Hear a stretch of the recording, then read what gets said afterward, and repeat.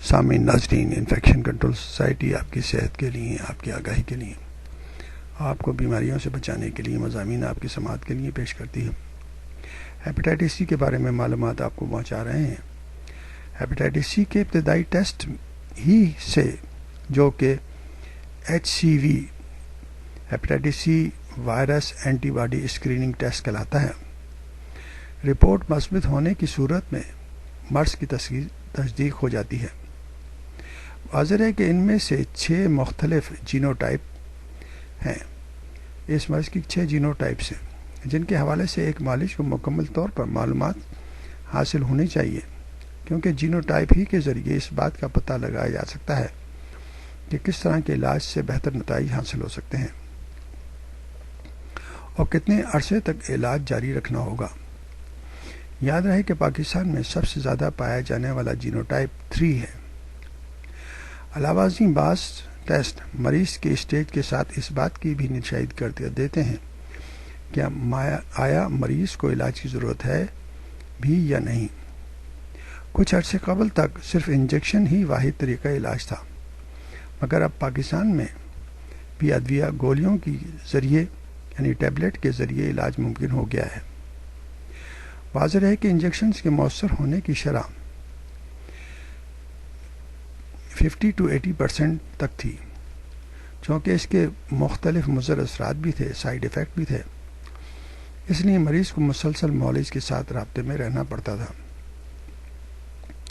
انہی side effects کی بدولت علاج بھی خاصا مہنگا پڑ جاتا تھا، جبکہ ایسے مریض جن کے مرض کی تشخیص یا ڈائگنوسس تاخیر سے ہوتی ہے وہ ایڈوانس اسٹیج پر آ جاتے تھے۔ ان کے لیے انجیکشنز ہرگز موضوع نہیں رہے تھے۔ تاہم ان ایڈوانس اسٹیج کے مریض بھی ادویہ کے ذریعے صحت یاب ہو سکتے ہیں، یعنی ٹیبلٹ کے علاج سے صحت یاب ہو سکتے ہیں۔ یہ گولیاں یا ٹیبلٹس جینوٹائپ 3 میں بھی بے حد مفید ثابت ہو رہی ہیں۔ علاوہ مضر صحت اثرات سے تقریباً محفوظ ہیں، یعنی سائیڈ ایفیکٹ بھی کم سے کم ہیں۔ گرچہ ان ٹیبلٹس کی قیمت انجیکشن سے تقریباً دگنی ہے، جو مریضوں کی پہنچ سے دور ہے، تاہم پچھلے چند عرصے میں اس کے حوالے سے بھی خاصی پیش رفت ہوئی ہے، جن کے سبب چند اور نئی اقسام کی ٹیبلٹس یعنی گولیاں بھی جلد ہی مارکیٹ میں دستیاب ہوں گی۔ بدقسمتی سے جو مریض علاج معالجے میں تاخیر کا شکار ہو جاتے ہیں یا پھر مرض کی ڈائگنوسس دیر سے ہوتی ہے، ان کا واحد علاج جگر کی پیوند کاری یعنی کہ لیور ٹرانسپلانٹیشن رہ جاتا ہے۔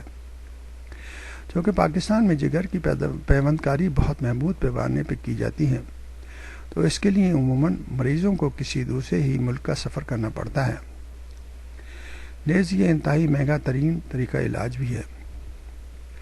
یاد رکھیے کہ ہیپیٹائٹس کے خلاف جنگ میں صرف اسی صورت میں جیتی جا سکتی ہے کہ عوام کو اس مرض سے متعلق زیادہ سے زیادہ آگاہی فراہم کرنے کے ساتھ مرض کے پھیلاؤ کا بھی حتی الامکان سدباب کیا جائے، نیز اسکریننگ کی سہولت اس قدر عام ہو کہ متوسط طبقہ بھی اس سے فائدہ اٹھا سکے۔